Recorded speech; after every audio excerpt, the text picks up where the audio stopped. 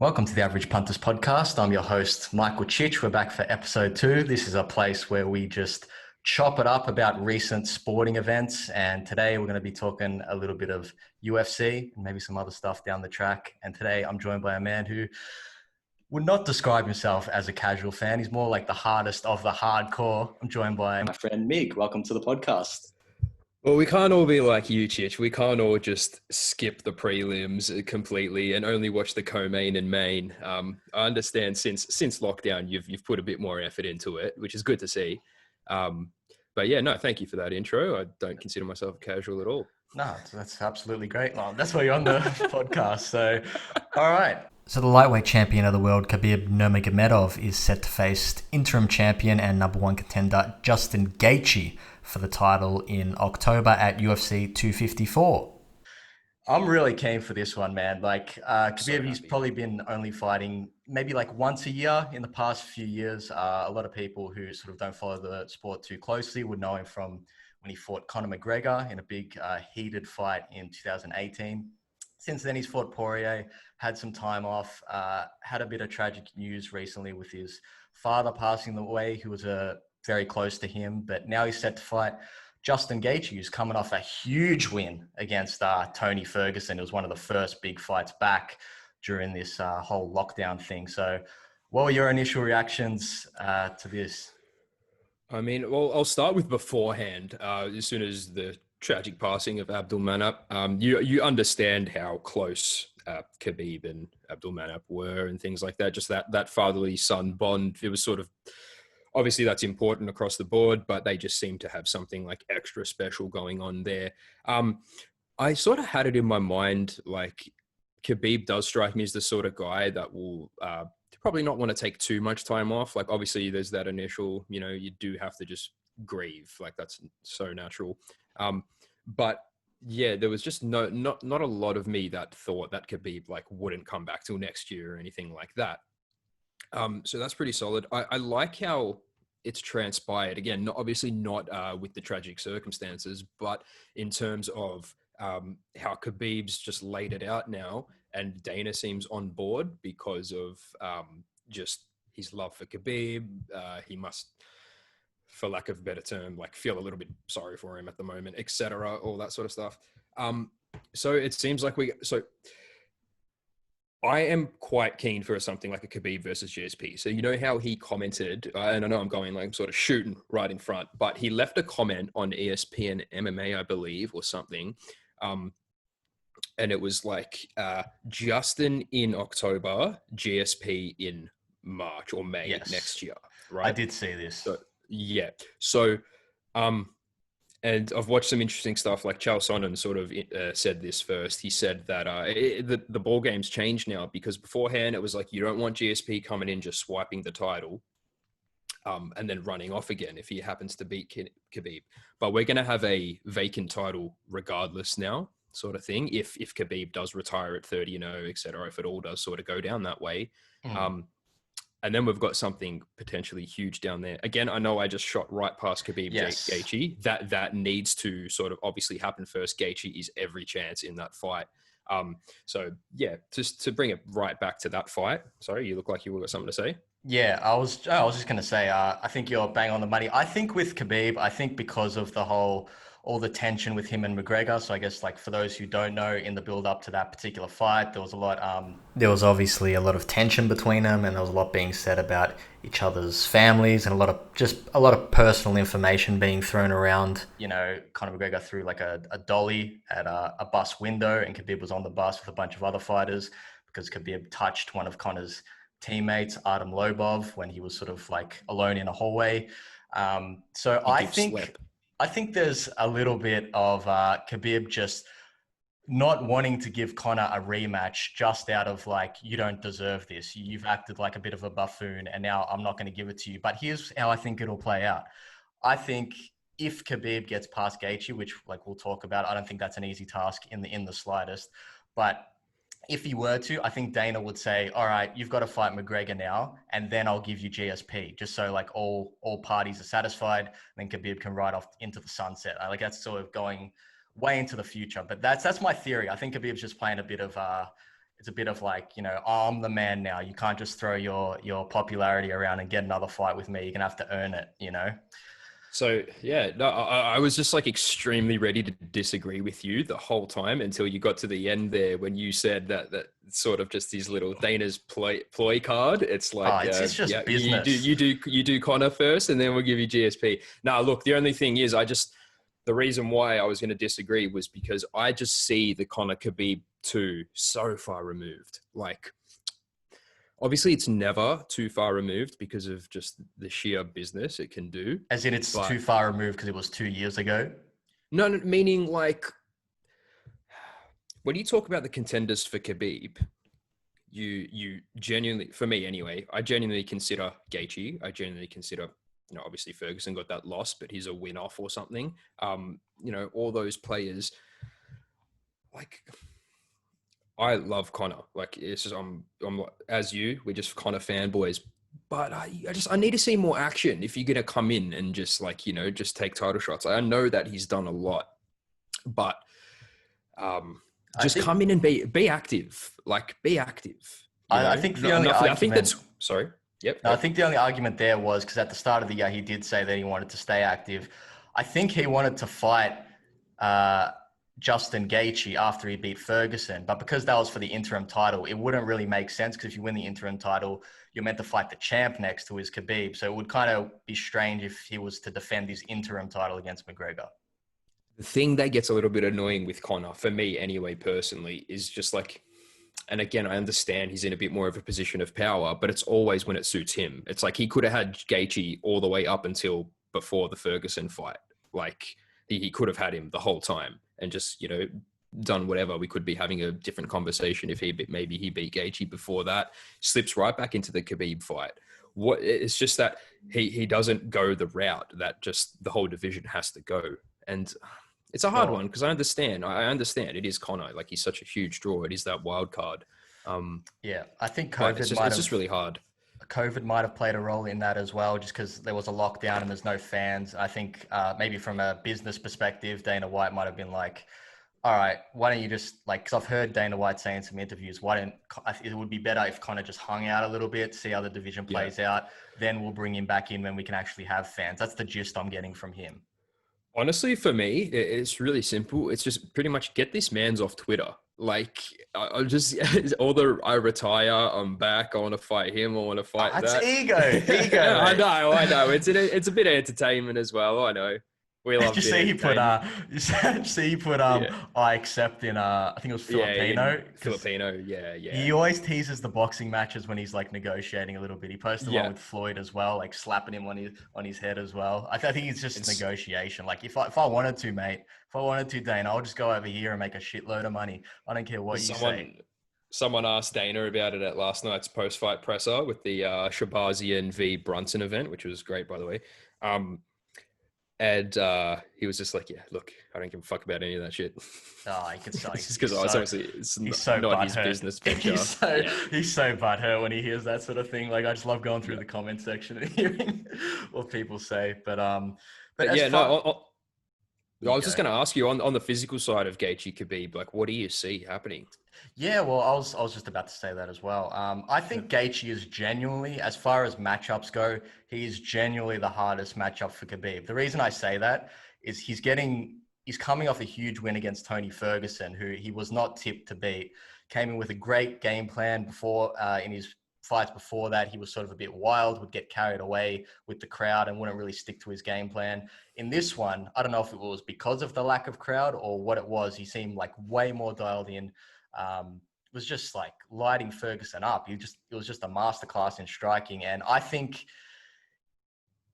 when it comes to Khabib, he's got better striking than Khabib, even though Khabib's isn't like too bad at all. And he's also got great defensive wrestling. Now, I haven't seen it. That's just what I hear everyone say. So you'd think, as far as styles go, if he can stuff a few takedowns, or maybe Khabib can't continually take him down, when they're on the feet, if he can last to the later rounds, I think Gaethje absolutely has a chance against Khabib. I know that's not like probably a popular opinion, but I don't know how you couldn't. I don't think it's going to be just a whitewash in my opinion, but that's the beauty of the sport. We'll see it play out. How do you see it going? Well, I'll start with I agree with you. I don't think either way it's a whitewash in any facet. I don't think Khabib wipes Gaethje. I don't think Gaethje wipes Khabib in any facet.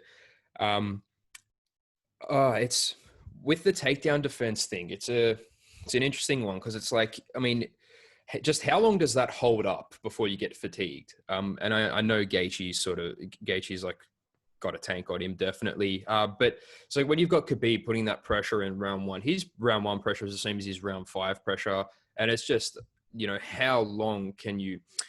What I'm trying to say, I guess, is it's hard to win a fight by just being able to get back up, but if you're able to get back up, then you can implement your arsenal. So it's a hard one. I guess it's about how much of his own arsenal it's about having more than just the success of defending Khabib. It's about having the success of fucking putting it on Khabib also. Absolutely. And shit, what was I going to say? It was on the topic. Keep going. Yeah, well, I think, I think you're right. I mean, I think with Trevor Whitman, his coach, I think if they put a solid game plan together, then they'd definitely be ready. But his cardio is underrated, Gaethje. I remember what I was going to say. It was just basically, and the failure as well. I feel like that's a big part of it. The failure of the Poirier loss and who else did he lose to? I think it was Alvarez, from what I remember. Yeah, Alvarez. Those failures there, and we've had this conversation off air about just how in the corner, Justin Gaethje, who was Trevor Whitman, says to him, "Remember what happened last time? You got too excited, you got stopped," and Gaethje's like twice. So it is that. All right, that's why I said the failure. That's he doesn't want to be there again. He doesn't want to be in that place again. He wants to be a winner.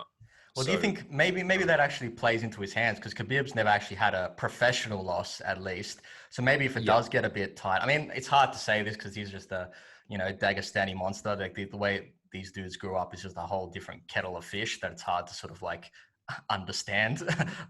But yes, maybe that would favor him in the sense of this might be like a Gaethje 2.0 that we're seeing. And we just saw the first fight against Ferguson and now he's up against Khabib. And who knows how far that confidence reaches when you get into the real, like, later rounds, assuming he gets there, and the mental aspect of it. So, I just look at fights like, and I get it. Gaethje's a different animal, and well, I was gonna bring up the Poirier Khabib example, but then remembering Poirier's beat Gaethje, but then that's a whole MMA math conversation that's not worth getting into. But Poirier, it's just. I don't know, on paper going into it, he had he had so much like solid wrestling, solid boxing, all that. And he just was not able to nullify Khabib in the slightest. It's true. So I'm very keen. What I'm trying to say, I guess, is I just won't be surprised if Khabib just pulls Gaethje down, ties him up, fucks him up. Simply. Sure. Absolutely. So either way. So let's book the rest of the lightweight division. So there's a few characters we got hanging around. There's been some stuff going around on Twitter. Ferguson came out and said, give me either Poirier or Conor. I think the obvious one is sort of to do Ferguson versus Poirier. I mean, it kind of sucks for those dudes because obviously Ferguson should have had his title shot multiple times. Poirier's coming off a big win against Hooker. But it seems like just where those guys sit and now that Khabib's fighting Gaethje, it seems an obvious one to pair Ferguson and Poirier up. I don't think Conor fights either of those guys. I think he could. I think that would be great because then you really couldn't deny him against Khabib. But would you book Ferguson Poirier? Just to touch on the Conor thing quickly, I agree with you. And that's sort of along the same sort of lines as what I said a little earlier with the, he could have had Gaethje beforehand, but it doesn't suit Conor now. Conor would take the winner of Poirier Ferguson, probably. He just wants that extra. He wants the clear cut, which I understand because when you're champ, you can call it. Yeah, it's red panty night, like because those guys would love to fight him regardless. Like on a Wednesday they'd fight him just for the money or the prestige of it. Yeah, but I'm sorry. What was the initial question that you passed off? Well, would you book Ferguson Poirier at this point? Oh, personally, I would 100%. Well, let's just. What's the top five off the top of your head? Like, so you got Khabib, Gaethje, Poirier, Ferguson, Conor, and then you're probably getting like a Dan Hooker after that. Oh, you have to do Poirier Ferguson. Yes. You have to. I'd say so. What other option is there? The wild card would have been Hooker if he was able to get over Poirier. That would have been really interesting, like a Ferguson Hooker or something. Maybe not from a millions of pay-per-view perspective, but from a just people bleeding as it would have been. Just blood it would have sport. gone, yeah, right. No, but I mean, I guess at this point, I feel like you just have to do Poirier Ferguson for a clear cut. What is it? Number 2 contender. Yeah, I think the only other alternative would be you do Ferguson versus Hooker. They're both coming off losses, and they sort of like styles make matchups. But then Poirier Connor's the only dude really in there. Like you wouldn't want him to fight anywhere someone towards 10th ranked for Poirier. Like, so that's the only other way I could see it playing out. But honestly, yeah, I think Ferguson Poirier is the way to go if you were trying to do all that. And just for the most clear cut, like, who's genuinely next. Yes. It's hard to say. It really is hard to, and a lot of it obviously counts on what happens Khabib-Gaethje. Poirier gets a big win, right? Gaethje beats Khabib. Fucking 100% we get Gaethje Poirier too, because Poirier's he's got a W over Gaethje. Yes. So that's he's got like a massive claim to the title after that. It just the landscape can shift so quick, so interesting. Absolutely, yeah. Gaethje did say like if he got past Khabib, he'd want to fight Conor and Poirier. I think so. That would be like ridiculous matchups, especially if they went over to Ireland or something like that for the Conor fight. But on the same card as Khabib versus Gaethje, we were talking about Robert Whittaker last week. He had a big win over Darren Till in probably the biggest main event of Fight Island. I'd say you could definitely make an argument for that. What are you doing? The feints. It's the most technical match, Lam. So Whittaker's turn around very soon after the Till fight. He's going to fight Whittaker-Cannonier at UFC 254. Now, I get a little bit worried because Whittaker took a fair bit of damage in that fight. He did say he wanted to fight one more time before the end of the year. So Dana might have heard that and said, hey, do you want to fight Cannonier on this Khabib card? That's a big fight. Probably get some extra money out of that one just because it's like a bigger card overall. I get a little bit concerned though, just the fact that he's turning around so quickly after fighting, taking a lot of damage because it is a sport where you get punched in the face. Did you think he took a lot of damage? I honestly thought it was quite. It wasn't as war-y because it was a bit more of a technical, standoff. He did cop it. Don't get me wrong. Like he took punches that would put me on my ass. He got dropped a couple times. That's he copped the elbow. Maybe once or twice. He copped. Who was throwing the deadly leg kicks? Was that? That was confused. Whittaker sort of busted up Till's leg, if that's what you're talking about. Right. Oh, okay. Anyway, no, look, I agree with you. So you'd think it's a little bit too soon? Well, I mean, I'm not saying. I mean, obviously he's accepted it. So I mean, obviously he's feeling good enough and is active and liking the sport again, like what he was saying. So I'm really keen to see him back in there. I just get concerned that, maybe a bit too soon considering he had like so much time off. But I guess that's the argument. It's like maybe it's better to stay active. Well, yeah, you got a point there, definitely. But also, from his, he's had a year between fights. He's passed how many fights? It's just so inactive. I'd imagine that it's hard to get some sort of consistency in that way. Maybe not when you're at a professional level. But yeah, I guess you got to take the opportunities while they're there. Definitely. Yeah. All right. Sorry, I just wanted to touch on as well. We have said Lam a couple times in this podcast. I just wanted to tell our viewers that is just the nickname that we have called each other since the dawn of time. So when you hear Lam, that is like saying bro to each other. There you go, viewers. I'm gonna slipped it in there a couple times. I'm going to change that to our brother. I'm just going to be like Khamzat Chimaev.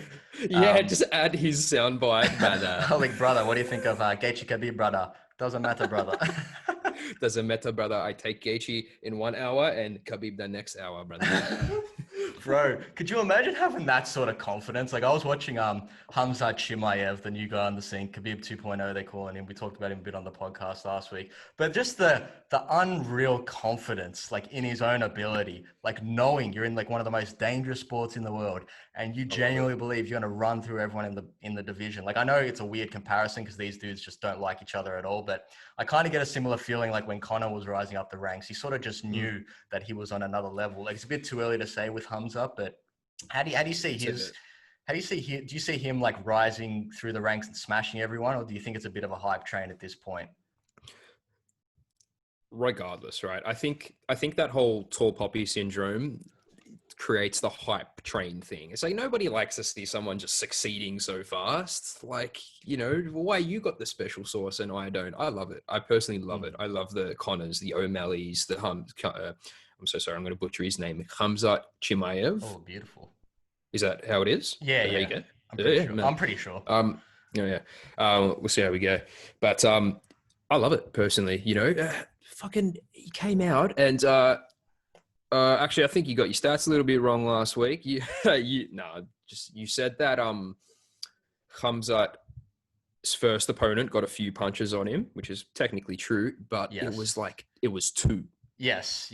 Two official strikes and then none the next week. That's incredible. That is incredible. And then when you consider how many he put on the opponent, it was now I'm going to butcher the stats, Yeah, but it's it was like, 160. Yeah, the statistics go out the window. It's just a mauling. What I'm hearing from just other various sort of podcasters and stuff as well is, you know how, so the two fights we've seen him in the UFC, how he's just essentially just taking down his opponent and mauled them. Apparently his earlier fights in I think it's an organization called Brave. I could be wrong, but apparently they're free on YouTube to watch. And apparently, yeah, his boxing is on point. You know, he's knocked a couple dudes out with the stand-up as well. So I'm pretty keen to go back and suss some of that stuff out. But yeah, just in answer to your question, I love it. You know, I don't see it as a hype train. I see it as a guy who's generated traction. Yes. It's hype you know, around the sport. Like it. Yeah, let him fight and let's see how far he goes. And, you Absolutely. know, everyone is capable of losing. Everyone is capable of winning, you know. I dislike how, like, so for example, it's like, and admittedly in MMA, a loss isn't as devastating as in like boxing and stuff like that. But for example, that whole allure would drop on like a style bender or a, probably not Khabib. I don't know. He's kind of a different animal, but I'm just saying a lot of people would just be really quick to be like, nah, he was all hype. He was fraudulent. As soon as, like, you know, if Stylebender got done by Romero or, yeah, you know, Khamzat, people are very quick to be like, that was a joke, you know, stuff like that. I mean, give it some time, let it grow.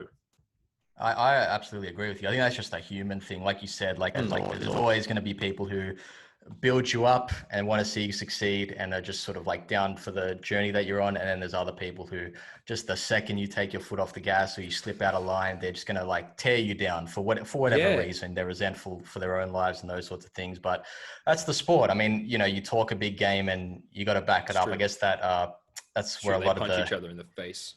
Yeah, it's where the excitement comes from. So it's a different, you got to be down for all of it, I guess.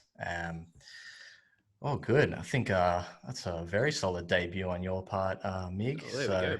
Pretty thick, eh?